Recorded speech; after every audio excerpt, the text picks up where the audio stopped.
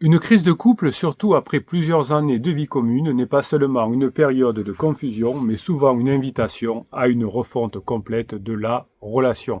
Pourquoi l'intelligence artificielle peut être un allié surprenant dans une crise de couple?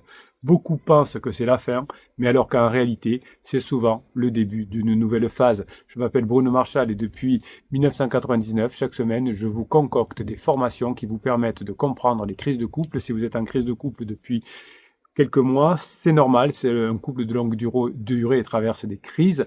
Vous avez un catalogue de 220 formations que vous trouvez en descriptif de cette vidéo dans le affiché plus, qui vous aide à récupérer votre couple et passer la phase de crise de couple. En plus du catalogue de 220 formations, en cliquant sur le lien qui est dans l'affiché plus, vous avez une formation gratuite. Vous avez le canal Telegram où je vous mets des vidéos courtes toute la journée et je vous mets également des textes. Vous avez aussi le groupe Facebook des pirates. Alors ça c'est fabuleux. Hein, c'est un groupe de pirates. C'est des personnes qui sont plus avancées que vous dans la gestion de la crise de couple et qui vont vous aider à mettre en place tout ce que vous apprenez dans les crises de couple. Tout ça, c'est sur le même lien. Et évidemment, aujourd'hui, on va parler de l'IA. L'intelligence artificielle, alors vous avez une formation complète d'ailleurs sur l'IA, qui est un allié surprenant à ce moment précis pendant votre crise de couple, car les intelligences artificielles vont vous permettre d'explorer des dynamiques complexes sans manipulation d'une manière qui défie les idées reçues. Un exemple frappant, c'est celui des couples qui traversent la crise de la quarantaine, ce moment où vous êtes d'ailleurs beaucoup à l'intérieur, c'est un moment où le sens de la relation est questionné par votre conjoint. Évidemment, tous les outils qui vont permettre d'avoir une nouvelle forme de communication avec votre conjoint va fonctionner. Évidemment, l'intelligence artificielle ne doit pas être utilisée pour des questions du type est-ce que le silence radio c'est bien, est-ce que comment on appelle ça, le badinage c'est bien, est-ce qu'il faut avoir de l'humour pendant une crise de couple? Non, l'intelligence artificielle vous donnera des réponses erronées là-dedans. L'intelligence artificielle va vous aider, mais dans d'autres domaines. Je vais vous en parler dans cette vidéo. Donc l'intelligence artificielle au départ peut vous sembler froide, rationnelle, mais elle peut servir d'outil miroir pour mieux comprendre ses propres émotions et ses propres réactions dans la relation. Là, oui, vous pouvez utiliser l'intelligence artificielle, ChatGPT, Perplexity, Claude, Mixtral, qui vous voulez, mais pour faire une introspection et pour améliorer les relations, pour avoir des idées de sujets, vous pouvez utiliser l'intelligence artificiellement. Contrairement à une approche humaine, souvent biaisée par les émotions immédiates, l'intelligence artificielle permet d'avoir cette fois une distance salutaire.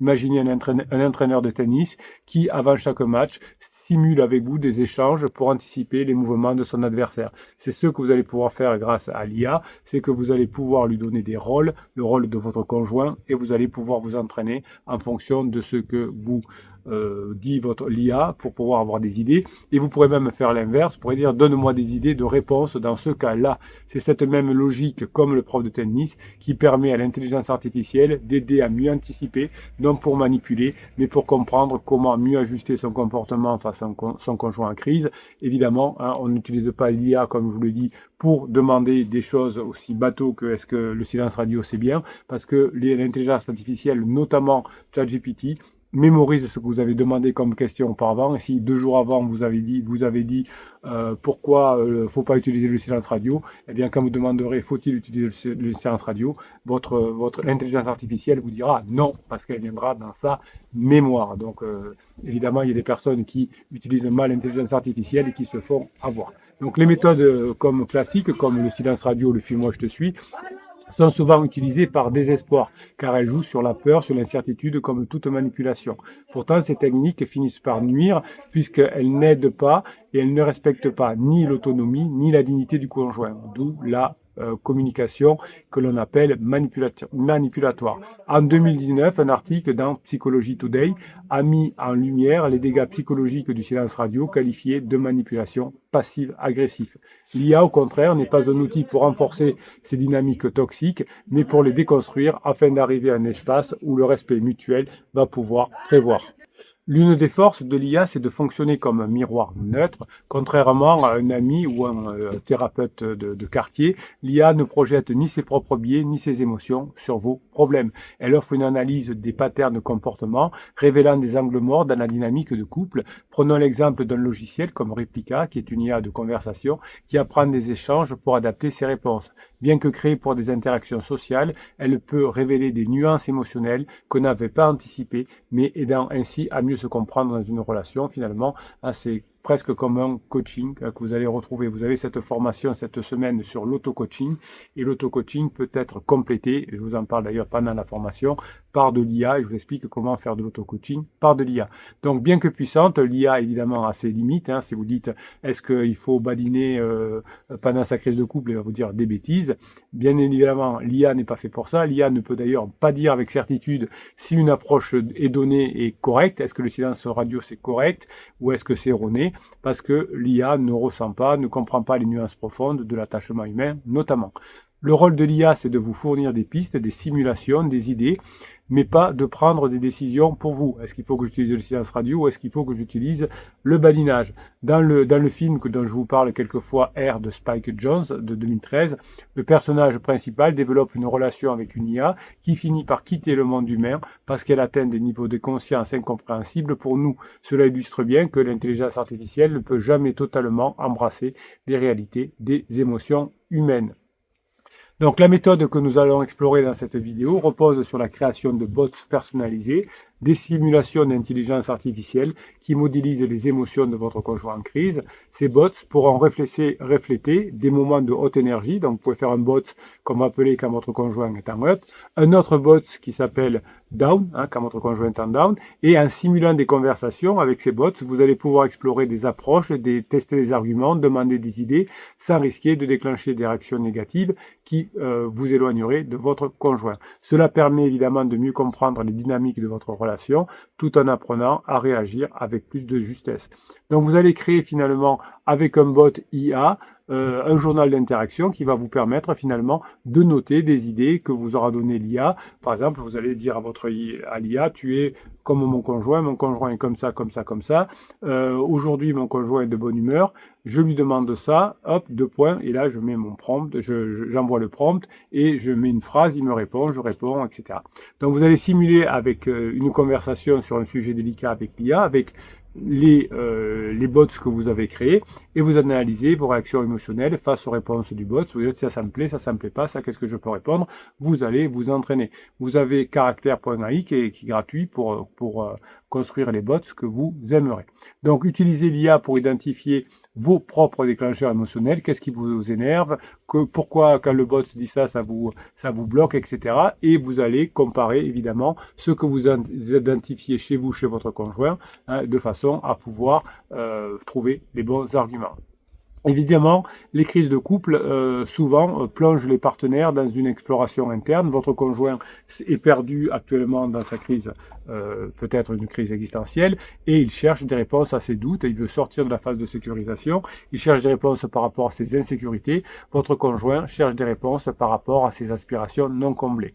Mais ce que nous négligeons souvent, c'est que ces moments de crise sont imprégnés d'un chaos émotionnel, où même le conjoint lui-même peut ne pas comprendre ce qu'il veut. C'est le cas de votre conjoint pendant une crise existentielle. C'est là que la création des bots IA va intervenir, simuler et stimuler plus tard votre conjoint. D'abord simuler les conversations, puis stimuler plus tard votre conjoint. Donc simuler les conversations avec votre conjoint en crise, c'est le bot qui jouera le rôle de votre conjoint en crise, va vous permettre de vous entraîner à réagir de manière plus mesurée et plus respectueuse. C'est comme ça qu'on utilise ChatGPT, Claude, caractère.ai, etc.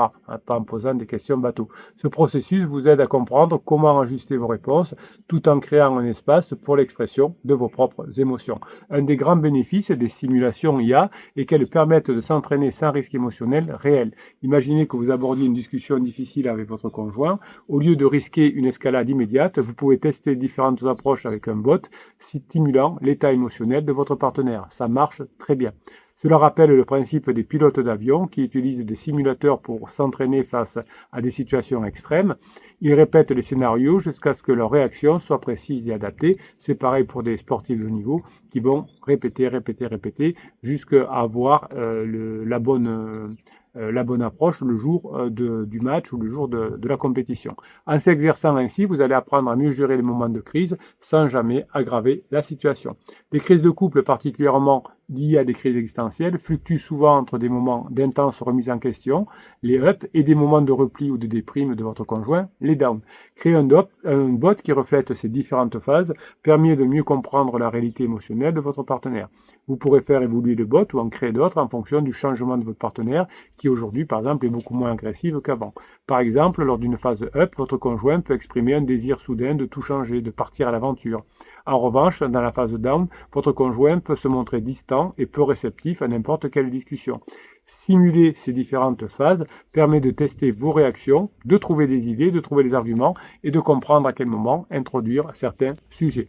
Pour que l'IA soit utile dans le cadre de votre relation, il est essentiel de la personnaliser en fonction des caractéristiques uniques de votre conjoint. Vous pouvez le faire sur caractère.ai. Cela signifie qu'il faut entrer dans l'IA des informations sur les traits de personnalité, les points de tension, ses envies non réalisées. Plus vous mettrez d'informations, plus ce sera réaliste. Par exemple, si votre conjoint a une aversion pour les discussions longues et intenses, vous pouvez ajuster le bot pour qu'il y reflète cette dynamique. C'est comme personnaliser un plan d'entraînement. Il ne sert à rien de suivre une routine générale. Il faut qu'elle soit adaptée à vos besoins spécifiques, comme quand vous prenez un coach qui va s'adapter à vous et qui va non pas vous proposer quelque chose de bateau, de standard, mais qui va vous donner des outils qui vont fonctionner pour vous. Une fois que vous avez créé un bot qui correspond aux spécificités émotionnelles et psychologiques de votre conjoint, vous pouvez commencer à interagir avec lui de manière stratégique. Posez-lui des questions délicates que vous hésitez à aborder en face à face, testez les arguments que vous avez en tête depuis longtemps. Vous serez surpris de la variété des réponses que vous obtiendrez, ce qui peut vous donner des indices précieux sur la manière dont vous abordez ces sujets dans la vraie vie.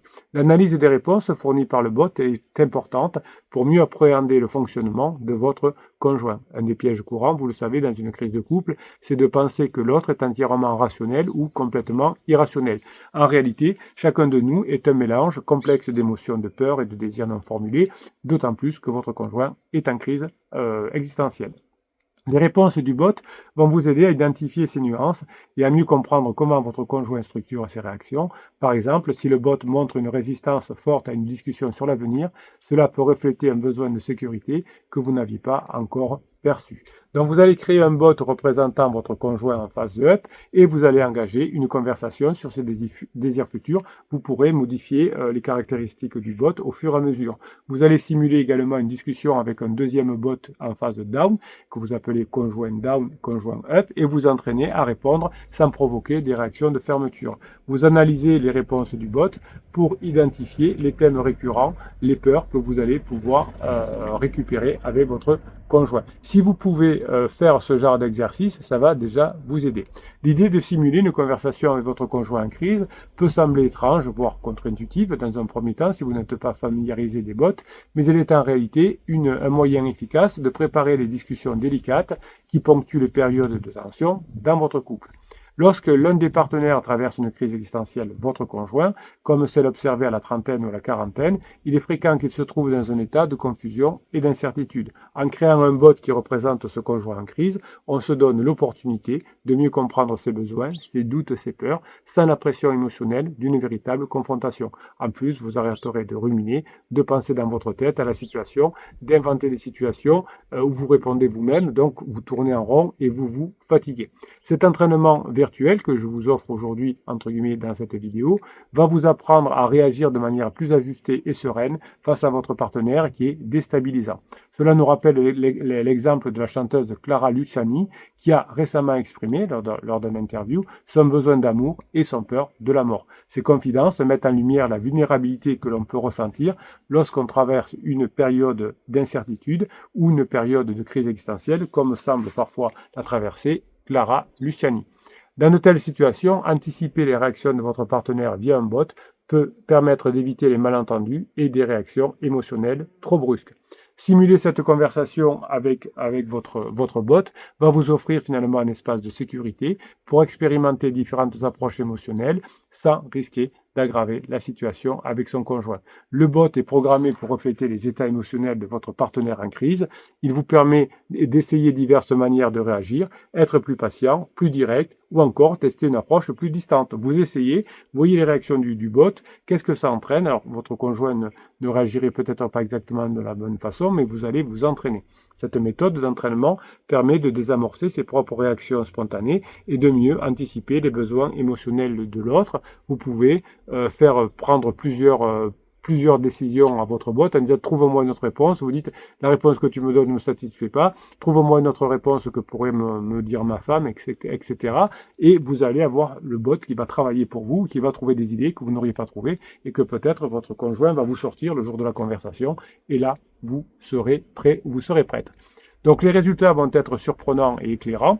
Prenons par exemple l'actualité avec Luana Belmondo qui est en train de divorcer de son mari Paul Belmondo, qui est parti avec une femme plus jeune, qui en réponse aux critiques sur son apparence physique, puisqu'elle avait eu la mauvaise idée entre guillemets de poster une photo en maillot de bain pour titiller certainement son ex-mari, elle a su adopter finalement, parce qu'elle s'est fait bâcher sur internet, une attitude humoristique et sarcastique pour désamorcer la situation. Sa réponse, elle a dit grosso modo je vais maigrir pour que mon prochain mari ne me le reproche pas, quelque chose comme ça, elle a dit. Eh bien, sa réponse a montré l'importance de savoir anticiper les réactions et de choisir avec soin la meilleure manière de répondre aux tensions. Par exemple, Luana Belmondo aurait pu, ou peut-être, on ne sait pas, créer un bot et elle a proposé des phrases que lui ont dit les haters, entre guillemets, et ChatGPT ou Perplexity ou Character.ai ont pu proposer effectivement des réponses adaptées et elle a pu proposer la réponse qu'elle estimait la meilleure. Donc de la même manière, interagir avec votre bot va vous aider à affiner votre approche afin de vous engager dans cette véritable discussion avec votre conjoint. Chaque crise existentielle a ses phases émotionnelles fluctuantes. Vous pouvez reconnaître ces moments où votre conjoint est en up, c'est-à-dire dans une phase d'exploration et de changement, et en down, c'est la période de doute et de retrait émotionnel. Les bots pourront être configurés pour refléter ces états d'âme spécifiques. Par exemple, un bot dans une phase up pourrait poser des questions existentielles, exprimer un besoin de liberté, exprimer un besoin d'aventure, tandis que le bot que vous aurez créé en phase down pourra se montrer plus distant, exprimant ses doutes sur l'avenir de la relation. Ces simulations permettent de mieux comprendre les raisons profondes derrière certains comportements. Clara Luciani, par exemple, lorsqu'elle parle de ses peurs existentielles comme la peur de la mort, pourrait être un parfait exemple de quelqu'un qui est en phase de down. Apprendre à gérer ces moments de vulnérabilité grâce à ces simulations vont vous aider à mieux naviguer dans les discussions réelles avec votre conjoint qui fluctue entre le up et le down sans provoquer de nouvelles tensions inutiles. Chaque personne est unique et pour que les simulations soient vraiment efficaces, il est indispensable de créer votre bot qui reflète le plus fidèlement possible les particularités de votre conjoint. Cela va inclure, vous pouvez l'écrire dans le bot, son tempérament, ses déclencheurs émotionnels, les points sensibles. Il s'agit de nourrir effectivement l'intelligence artificielle avec les données les plus précises possibles, comme ses réactions typiques à des sujets sensibles ou encore ses habitudes de communication. Si on reprend l'exemple de Luana Belmondo qui a fait preuve de résilience face aux critiques sur son physique, si son partenaire traversait une crise similaire, le bot pourrait être programmé pour simuler une réaction défensive ou au contraire une réponse sarcastique. De cette manière, vous pourriez tester différentes approches pour trouver celle qui permettrait d'apaiser la situation. Vous dites cette idée, j'y avais pas pensé, le bot m'a aidé et je vais le proposer. Alors vous pouvez même le proposer aux autres pirates sur le groupe Facebook. J'ai programmé mon pote qui me prépare ça, mon bot, pas mon pote, et est-ce qu'effectivement, d'après vous, c'est une bonne réponse? Donc les pirates peuvent vous aider, mais vous allez demander conseil aux pirates à partir de quelque chose que vous aurez fait. Pas qu'est-ce que je peux faire parce que j'ai pas d'idée. Hein. Est-ce que vous pensez que cette formule est meilleure que l'autre? Donc ces simulations personnalisées offrent une opportunité précieuse d'expérimenter avant de tenter une approche dans la réalité. Quand vous arrivez comme bébé pirate, souvent vous écrivez toute votre histoire sur le groupe Facebook. C'est pour que les personnes vous connaissent parce que ça vous fait du bien.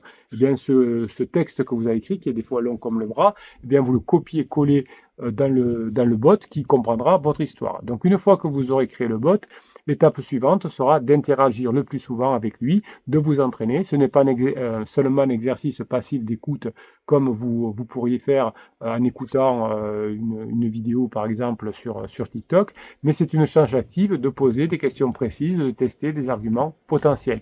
Par exemple, vous pouvez poser des questions sur les attentes du partenaire concernant la relation ou tester des arguments sur les préoccupations actuelles liées à la crise.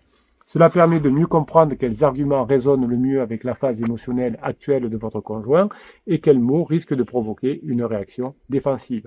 Il s'agit d'un processus d'essai-erreur qui vous permet de perfectionner votre approche avant d'aborder le sujet dans la réalité. Si je reprends l'exemple de Clara Luciani, qui en abordant ses peurs existentielles dans une interview, nous montre que certains sujets, bien que difficiles à aborder, peuvent être explorés de manière plus réfléchie et avec précaution si vous étiez le conjoint de Clara Luciani. Le bot peut aider à simuler ces conversations difficiles, cette fois en toute sécurisée. Une fois que vous avez suffisamment interagi avec le bot, il sera essentiel d'analyser ses réponses. Ces interactions ne servent pas à prédire avec précision les réactions réelles de votre conjoint, mais elles vous offrent un aperçu des schémas de pensée et des réactions émotionnelles probables et potentielles. En étudiant ces réponses, vous pouvez identifier les besoins cachés ou les désirs non exprimés de votre conjoint que vous n'aviez peut-être pas encore perçus. Par exemple, si le bot montre un rejet constant face à certains sujets, cela peut indiquer une zone sensible que vous devez aborder avec délicatesse.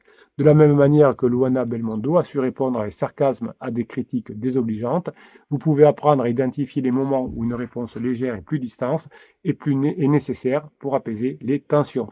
Ce processus d'analyse vous donne des outils précieux pour mieux naviguer dans les conversations réelles avec votre conjoint tout en respectant sa complexité émotionnelle. Bien sûr, vous pourrez aussi vous amuser à créer un lien avec un bot qui représente votre patron, vos enfants, vos amis, etc. Et petit à petit, vous pourrez évidemment comprendre que votre conjoint va être heureux de vous voir différent et finalement va pouvoir, cette intelligence artificielle va vous permettre d'améliorer votre relation de couple. L'un des aspects d'ailleurs les plus intéressants de l'intelligence artificielle, c'est sa capacité à analyser des schémas de communication. Pas vous dire est-ce que le silence radio c'est bien, ça ils sont nuls, est-ce que le badinage c'est bien, est-ce que l'humour c'est bien dans une crise de couple. N'utilisez pas l'intelligence artificielle, vous êtes suffisamment intelligent pour le comprendre, certes, mais l'intelligence artificielle, grâce à des algorithmes d'apprentissage automatique, vous pourrez créer des bots qui vont être entraînés à reconnaître des modèles de langage et de ton dans les échanges de couple.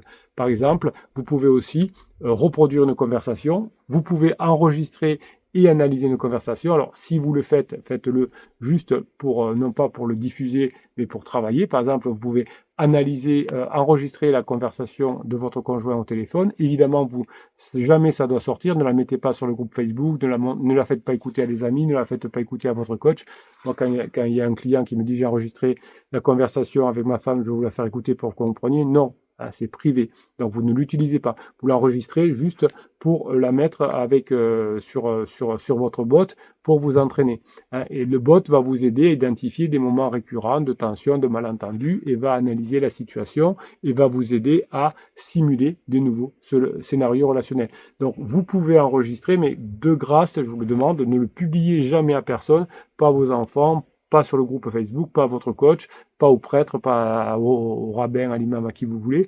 Vous le faites juste tourner dans l'intelligence artificielle pour que l'intelligence artificielle comprenne comment vous fonctionnez, comment peut vous aider à améliorer. Vous le faites pour améliorer la situation, pas pour vous plaindre, pas pour être en victime. Donc ça ne doit jamais sortir. À partir du moment où l'enregistrement ne sort jamais nulle part ni avec un autre humain, vous êtes tranquille, évidemment. À partir du moment où il y a un autre humain qui est à connaissance de quelque chose de privé, eh bien ça devient évidemment quelque chose que l'on ne pourra pas maîtriser. Vous pouvez même vous faire sanctionner par la justice pour avoir diffusé une conversation privée qui n'avait pas besoin de l'être. Donc sur le groupe Facebook des pirates, je vous déconseille, des fois vous mettez des échanges, des screenshots de conversations avec votre conjoint, je vous demande de les enlever. Le privé reste privé. Donc finalement, tout ça va vous offrir une plateforme pour améliorer la situation, pour être plus léger, pour être plus rationnel, où finalement vous allez pouvoir explorer des conversations difficiles que vous avez eues avec votre conjoint et vous allez programmer peut-être des scénarios d'amélioration, comment j'aurais pu mieux faire, etc. Vous faites ça bien, vous faites une retranscription s'il faut, et vous avez des idées disruptives qui vont arriver. Voilà, mes pirates adorés, c'est un outil fabuleux que vous avez dans vos mains. Vous avez la formation auto-coaching qui va vous aider cette semaine. Vous avez une formation sur l'intelligence artificielle aussi. Ces outils sont gratuits. Il faut juste y passer du temps. Hein. Comprendre comment fonctionne la phase de 4, il faut y passer du temps. Utilisez ChatGPT, Caractère.ai, Mixtral, qui vous voulez, mais pas, encore une fois, je préfère le bénéficier. Vous n'êtes pas bené, mais quand même, n'utilisez pas pour poser des questions bêtes sur est-ce que le silence radio c'est bien. Je vous garantis que j'ai des expériences de personnes qui m'avaient dit au téléphone qu'ils l'avaient fait. J'ai demandé à ChatGPT si le badinage c'était bien. Non, ça va pas le faire. Vous n'allez pas avoir des idées. Bon, il y a des idées saugrenues comme ça qui nous traversent. En revanche, oui, l'intelligence artificielle à travers les bots que vous allez créer peut vous aider et de façon efficace. Merci mes pirates adorés. Passez le samedi que vous méritez. Je vous kiffe et je vous kiffe grave. Vous êtes des bosseurs et travailler avec les bots, ça va vous permettre de bosser aussi. Mettez dans les bots des bouts de formation que vous avez appris. Ça va vous aider, ça va nourrir le bot aussi à vous trouver des sujets de conversation pertinentes et fortes. Merci pour ce que vous êtes les pirates. Vous êtes des gros bosseurs. On se retrouve dans le catalogue des formations que vous avez en description de cette vidéo. Je vous kiffe et je vous kiffe grave.